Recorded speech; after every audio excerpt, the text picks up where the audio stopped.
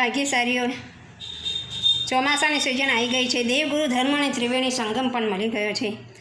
બસ તમારે મોક્ષ તો હજી દૂર રહ્યું, પણ આવી જે સુખને સાહેબી જોતી હશે તો ધર્મ આરાધના તો કરવી જ પડશે.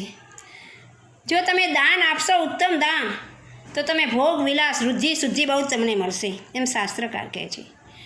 અને જો તમે ભગવાનની પૂજા કરશો તો રાજ્ય જેવી પણ રાજા પણ કદાચ તમે ભવિષ્યમાં બની શકો. રાજાને પણ રાજ્યની જેવી વૃદ્ધિ શુદ્ધિ છે, ચક્રવર્તીની એવી વૃદ્ધિ શુદ્ધિ તમને મળશે ભાગ્યશાળીઓ. અને જો અનશન કરીને કદાચ તમારું મૃત્યુ થશે તો ઇન્દ્રદેવને સુખ તમે ભોગવશો. પણ જો તપ અને વ્રત એટલે નિયમો તમે રાખશો તો મુક્તિપદને પામશો. મુક્તિપદ હજી બહુ દૂર છે, પરંતુ ભાગ્યશાળીઓ ધર્મ આરાધના કરો એની પહેલાં પાપથી પાછા હટજો. પ્રથમ પાપથી પાછા હટશો.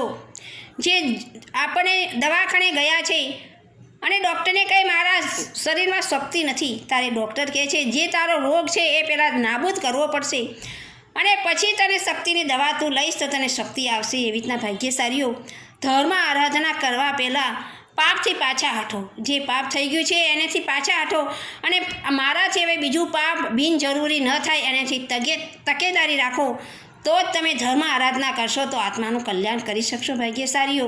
બસ ધર્મને આ આત્માની સિઝન છે.